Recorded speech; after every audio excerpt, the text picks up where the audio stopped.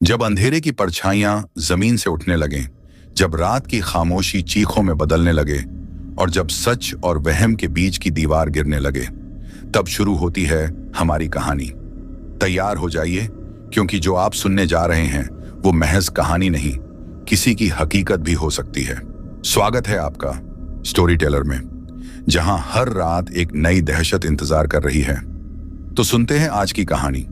पर उससे पहले जिन लोगों ने हमारा चैनल सब्सक्राइब नहीं किया है, वो चैनल को सब्सक्राइब कर दें और बेल आइकॉन को भी प्रेस कर दें, जिससे हमारी आने वाली हर कहानी की नोटिफिकेशन आपको सबसे पहले मिले।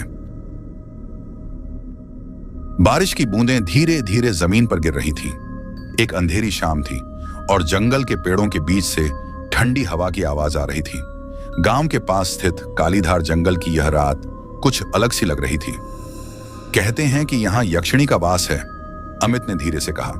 उसकी आवाज में डर झलक रहा था। यक्षिणी? वो कौन? समीर ने पूछा। यक्षिणी एक खूबसूरत औरत की आत्मा होती है जो अपने कामुक रूप से पुरुषों को फंसाती है और फिर उनकी जान ले लेती है, रोहित ने बताया। अक्षय, जो इस कहानी में सबसे हिम्मती था, ने कहा, बस अफवाहें हैं, हम खुद जाकर देखेंगे। अक्षय, अमित, रोहित, समीर, गौरव और अक्षय की गर्लफ्रेंड अनामिका कालीधार जंगल की ओर बढ़ रहे थे। पिछले महीने में यहां 10 रहस्यमय मौतें हो चुकी थीं। हर मौत के पीछे एक ही पैटर्न था, शरीर पर गहरे निशान, और कोई भी समझ नहीं पा रहा था कि असली हत्यारा कौन है।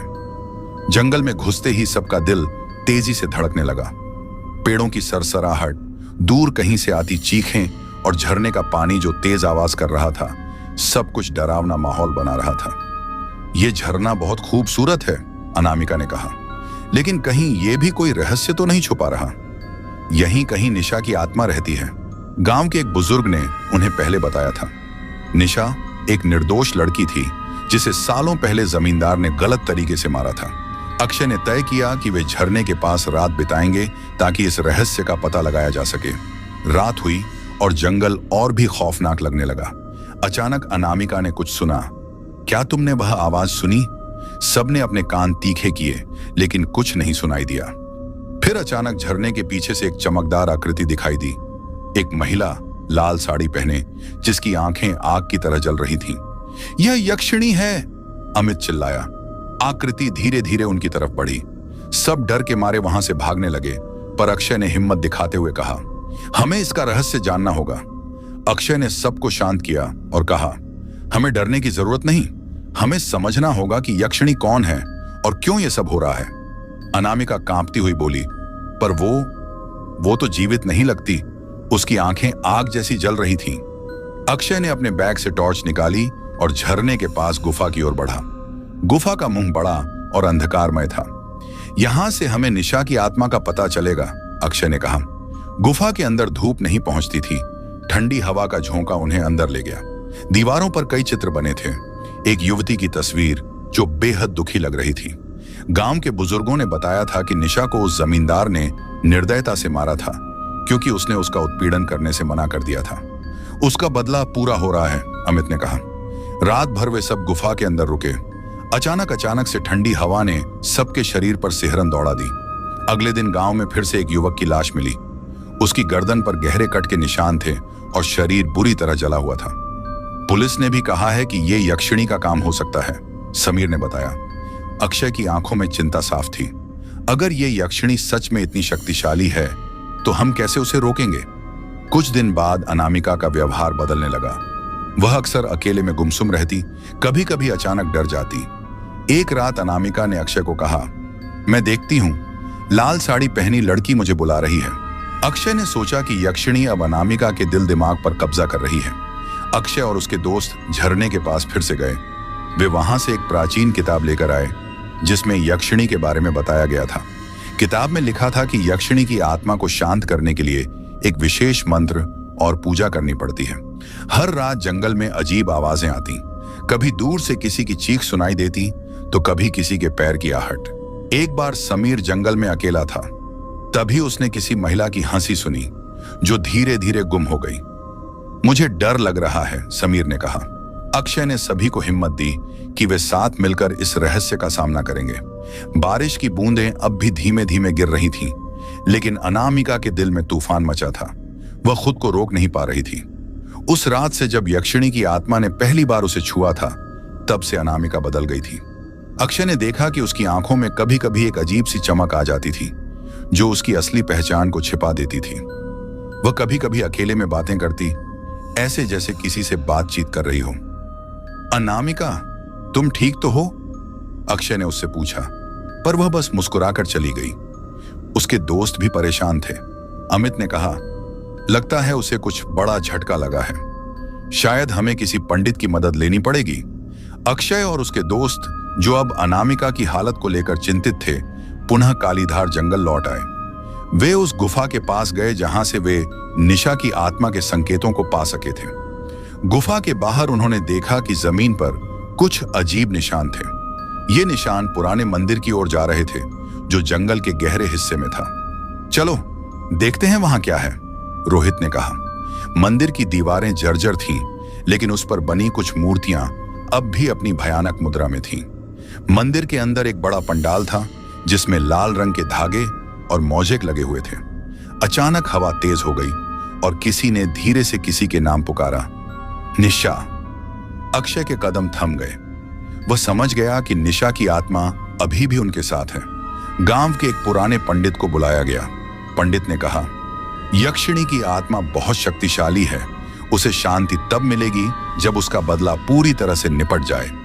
उन्होंने बताया कि जो भी निशा को नुकसान पहुंचाएगा, उसकी आत्मा शापित हो जाएगी और वह फिर से वापस आएगी।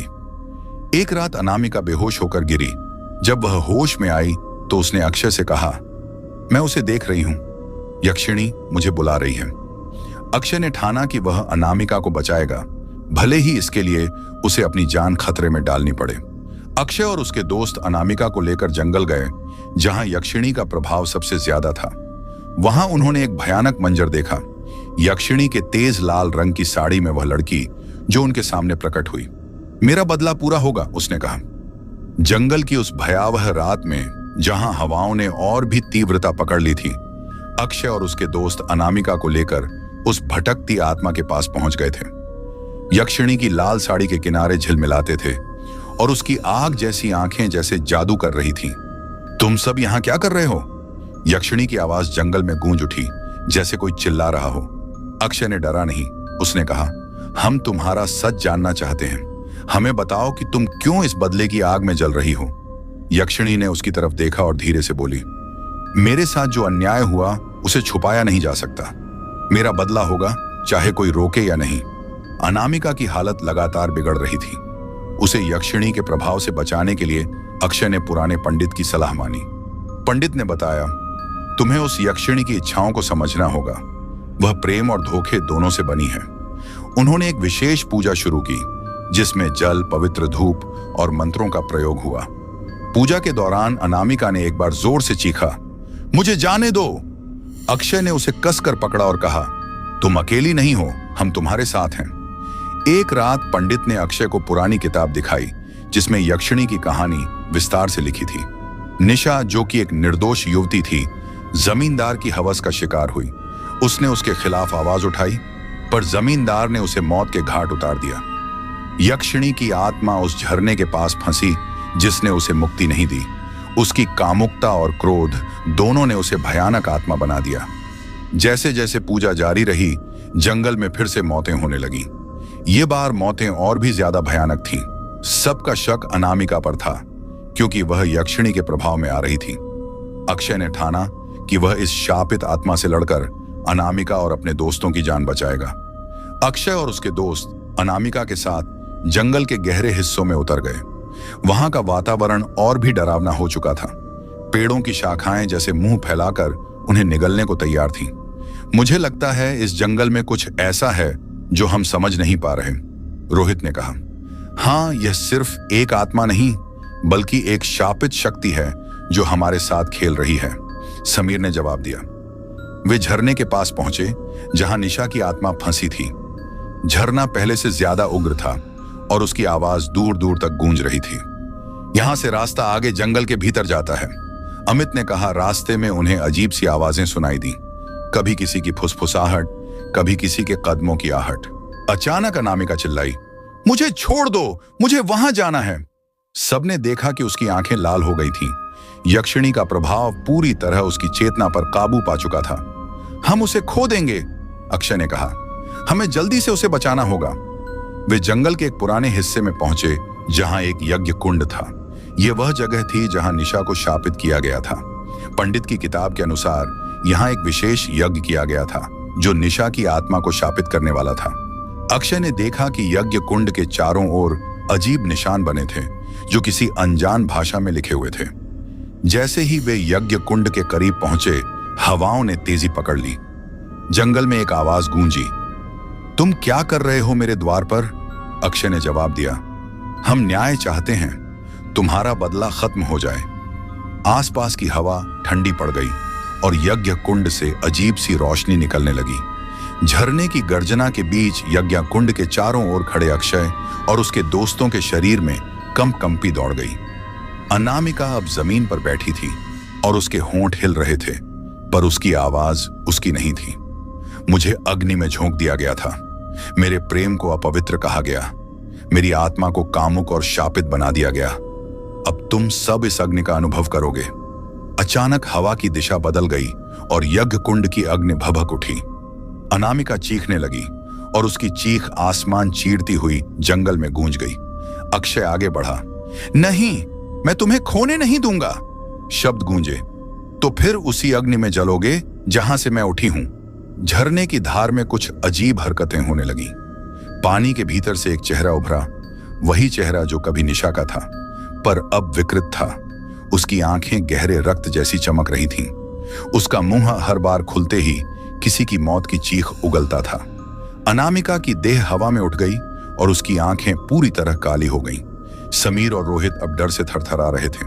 अमित मंत्र पढ़ने लगा जो पंडित ने सिखाया था, काल भैरवाय नमः, रक्ष रक्ष। पर एक पल में आत्मा ने समीर की ओर झपट्टा मारा और उसे लगभग हवा में उछालकर दूर झरने की चट्टान पर फेंक दिया। उसके सिर से खून बहने लगा। अक्षय को अब समझ आने लगा था, यह आत्मा सिर्फ इंसानी शरीर नहीं चाहती, यह उन सब की इच्छाओं को भी भस्म करना चाहती है। उसी समय एक पुलिस टीम जंगल की सीमा तक पहुंची। इंस्पेक्टर निखिल सिंह, जो पहले भी अनसुलझे केसों की जांच कर चुके थे, अक्षय से मिलने आए। हमने झरने के नीचे एक पुरानी सुरंग पाई है, उन्होंने बताया। अक्षय और अमित ने उनके साथ वहां जाने का फैसला किया। झरने की पीछे की चट्टान हटाई गई तो अंदर एक सुरंग थी, बिल्कुल काली, गंध से भरी हुई। अंदर एक मंदिर था, पर वो मंदिर देवी का नहीं बल्कि किसी अज्ञात यक्षिणी का था। वहां पर खून से सना हुआ एक पत्थर रखा था और उस पर लिखा था, देवता ने मुझे दैत्य कहा, अब मैं अपने भक्त खुद चुनूंगी। अक्षय की पीठ पर अचानक एक जलन सी महसूस हुई। उन्होंने शर्ट हटाकर देखा, वहां भी वही त्रिशूल का निशान उभर रहा था। अब अक्षय अगला निशाना था। वो समझ चुका था कि यक्षिणी सिर्फ आत्मा नहीं है, वो अब एक चेतना है, एक आग है जो हर विश्वासघात पर जन्म लेती है, और इस चेतना ने अब उसे चुन लिया है, या शायद अनामिका के जरिए वो सबको नष्ट करने वाली है। शहर से दूर उसी जंगल के बीचों बीच झरने की गर्जना के नीचे एक गुफा का द्वार फट चुका था। एक अदृश्य शक्ति वहां से निकल रही थी जो केवल उन लोगों को दिख रही थी जिनका हृदय किसी न किसी रूप में इस यक्षिणी के प्रेम, प्रतिशोध या पाप से जुड़ा था। अक्षय अब थका, टूटा, लेकिन जिंदा था। अनामिका अब पूरी तरह यक्षिणी के वश में थी। उसकी आंखों में आग थी, होंठों पर प्यास, लेकिन यह प्यास प्रेम की नहीं बल्कि बदले की थी। तुमने मुझसे प्यार किया था, फिर मुझे जलते हुए क्यों देखा? अक्षय ने झरने के किनारे खड़े होकर कहा, मैंने तुमसे नहीं, अनामिका से प्यार किया। तुमने अनामिका को मुझसे छीन लिया। अब मैं खुद को खत्म कर दूंगा ताकि ये सब रुके। यक्षिणी ने हंसते हुए कहा, तुम्हारी मौत मेरा बदला नहीं होगी, मेरा बदला होगा जब तुम मुझसे प्यार करोगे, मरने से पहले। झरने के नीचे बने मंदिर में अग्निकुंड जल उठा।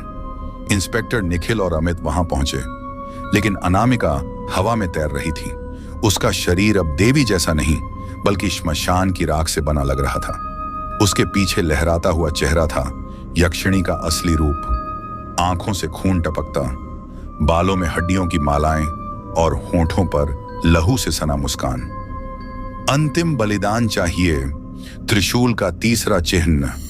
अक्षय ने आगे बढ़कर खुद को उस अग्निकुंड में झोंक दिया, लेकिन जैसे ही उसकी देह अग्नि को छूती, यक्षिणी चिल्लाई, नहीं, प्रेम नहीं मर सकता।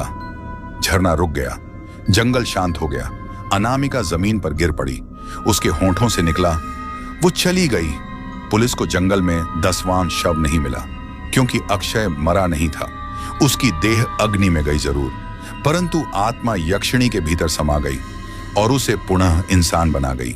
अग्नि ने उसे नष्ट नहीं किया, उसे पुनर्जन्म दिया। कुछ महीनों बाद एक नई हवेली, एक नई प्रेम कहानी। अक्षय और अनामिका का रिश्ता अब और भी गहरा था, लेकिन हर पूर्णिमा की रात अनामिका की आंखें लाल हो जाती थीं और उसकी जीभ से एक ही शब्द फिसलता, मैं लौटूंगी अगर फिर किसी ने प्रेम का अपमान किया। अगर आपको कहानी अच्छी लगी हो तो इसे लाइक करना ना भूलें और हमारे चैनल को भी सब्सक्राइब कर दें, जिससे हमारी आने वाली सभी वीडियो की नोटिफिकेशन आपको मिलती रहे। मिलते हैं अगली कहानी के साथ फिर इसी चैनल पर। तब तक के लिए अपना ध्यान रखिए।